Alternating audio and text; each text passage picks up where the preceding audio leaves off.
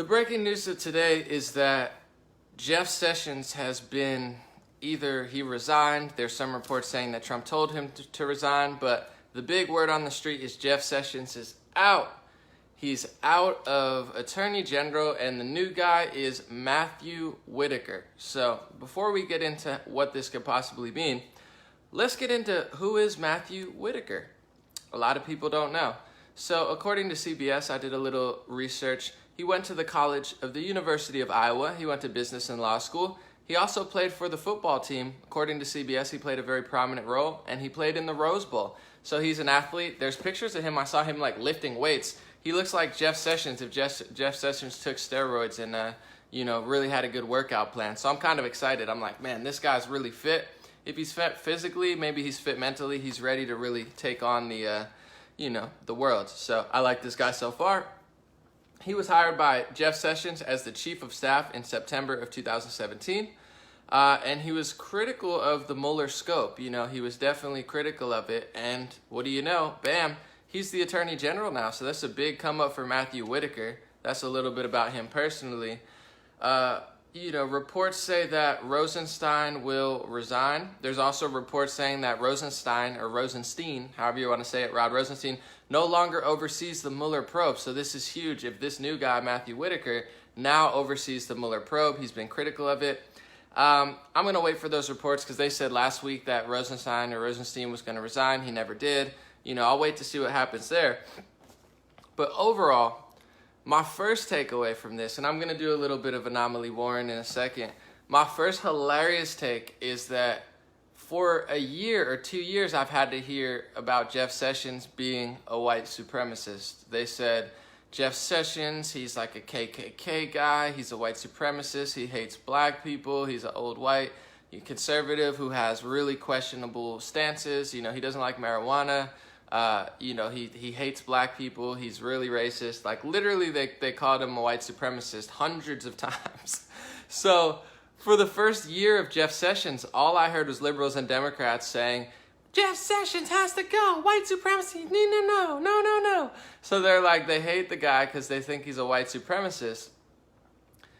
And then all of a sudden, just like with James Comey, as soon as he's fired, they're like, oh my goodness, no! Jeff Sessions is my best friend. Trump's obstructing justice. It's like, how do you not notice something's up? Like if you're watching Stephen Colbert, there's a really good clip of the James Comey situation because the liberal media and the news said for a while that James Comey was the reason that Trump won.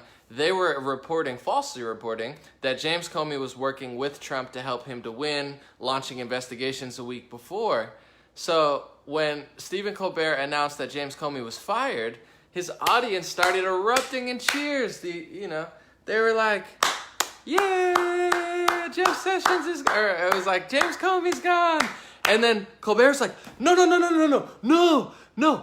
You're mad. I instruct you to be mad. You don't like James Comey now. You're mad that Trump fired him. No, you love James Comey. So all of a sudden, James Comey became a huge hero. And they're like, oh, yeah, we don't hate James Comey. We hate Trump. We love James Comey. James Comey got a book deal. James Comey's a liberal hero. They literally you can see on the television. So, here's my impression of, we need to stop the patriarchy. Jeff Sessions is a white supremacist. We need him out of there. And then as soon as he's gone, it's like, Trump's obstructing justice. All right, that was a horrible impression. I'm just going to move on from that. Maybe we can move on. Hopefully I didn't lose my whole following off of that horrible impression. I've had better. You guys know that if you watch for a while. But overall, it's like Adam Schiff is crying. The liberal media is crying. So I don't know. It's like opposite day. This is my big critique of liberal media. And I'm just going to throw it out there as I always do. I don't think Republicans are perfect. I don't think Fox News is perfect. I said that yesterday. I don't think conservatives or Trump is above criticism. That's not what I think at all. But I think the liberal media, the Facebook, Twitter, Google, Snapchat, CNN, Washington Post, New York Times, MSNBC cabal that just circle jerks their whole info. They just regurgitate the same information. Oh, well, New York Times said it, CNN said it, Washington, D.C. said it, Washington Post said it. That little cabal, they're so fake, they're so false, they're so phony, they're so inaccurate, they're such false leaders, and they have so much power and control they're actually running, the left off a cliff, whether they win House seats or not. It's like they don't make sense. It's not that I think Trump's above criticism, but if you say someone's a white supremacist for a year and a half, and then you're mad that he gets fired because you think it's like the jig is up. We know you don't actually care. You just want to push a certain narrative and act like the opposite of everything that Trump does is good. It doesn't take a rocket scientist to know that being a businessman and renegotiating trade deals is not a bad idea. It's like the United States has a lot of leverage. We have a big military. We have, a lot of money, although we're in debt. We have a lot of power. It's not a bad idea to renegotiate trade deals. No one in their right mind thinks that. But if Trump does it, it's bad. If he doesn't do it, it's good. If we say that he should do it and then he does it, it's bad, even though we said it was good a day ago. I mean, this whole logic is just getting absolutely creepy. So overall, I think this is very promising. My personal thoughts outside of that is that Jeff Sessions, I don't think he was doing that much. I think the Mueller probe, they're very worried because the whole investigation was kind of a fraud, and I think a lot of people know this. First of all Trump supporters know this. Second of all, progressive socialist, like left-leaning progressives, they know this. Actually, a majority of left-leaning socialist progressives, they think the whole Mueller investigation is a total fraud. Jimmy Dore, Kyle Kalinske, people like this who have big, they hold big weight on the progressive side, they know that this Mueller investigation is a fraud. They know that it's the Democrat liberal elites who are propagating this. So the only people who don't know that are people who are dialed into CNN, MSNBC, people that are under the, celebrity brainwashing of like Beyonce, Jay-Z, Jim Carrey said this, so I believe it even though he's angry on Twitter all the time. Like, it's not really popular. The Mueller investigation's not popular on the left. It's not popular on the right. It's only popular among the crowd who is literally mind-controlled by what people have said on loop. Nothing about it made sense. This guy, what's his name, Matthew Whitaker, is totally right. Their scope got out of control. They were looking for Russian collusion, foreign collusion.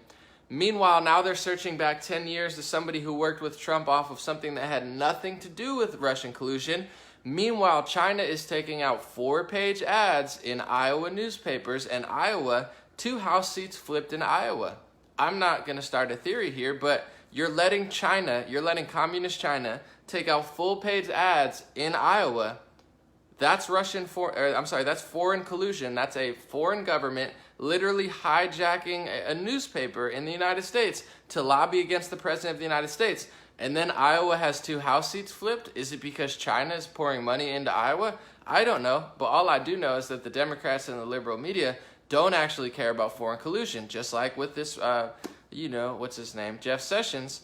They just want to do the opposite of what Trump does. So foreign collusion against Trump is good. China, Russia, anything. We'll sell uranium to Russia. We'll let China do everything in the United States. But Trump might have worked. I mean, the whole thing was an absolute total fraud to, I don't want to use a nicer word than what I was going to say, to gain ratings off of people, to keep people glued to the television thinking it's like a reality show. Ooh, maybe tomorrow Trump will get arrested. Maybe not. It's a total fraud, and I think this guy knows. He seems stronger than Sessions, and I would be worried if I were them, because they have, like, all the politicians who act so mad at Trump, they've done 50 times what Trump has done. Like, Trump is not perfect, but when it comes to foreign collusion, they've colluded with foreign governments. Dianne Feinstein worked side by side with a Chinese spy for 20 years and didn't claim she didn't know. Maybe she did, maybe she didn't. That's not for me to decide. You had Obama and Hillary under the Obama administration, sign off on $150 or so million worth of uranium to Russia when it was known that Russia was trying to corner the uranium market. And then all of a sudden they're like, you have Obama on a hot mic saying, hey, after the election, I have way more flexibility with Putin. And then they ignore that. It's like they use projection tactics. Everything that they claim that Trump has done, they've actually done in the past.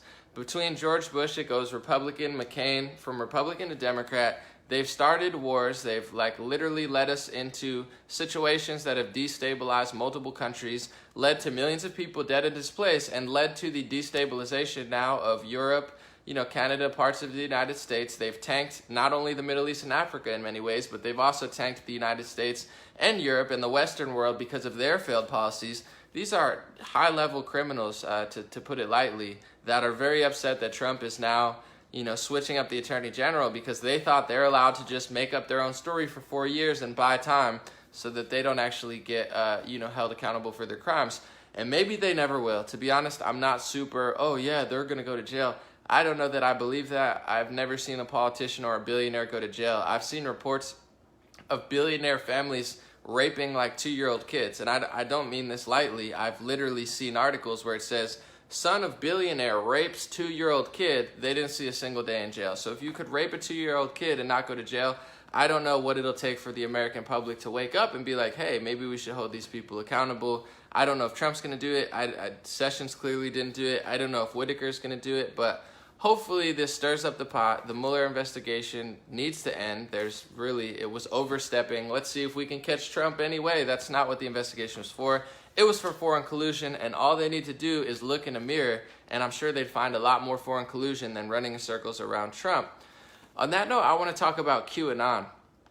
A lot of people ask me about QAnon.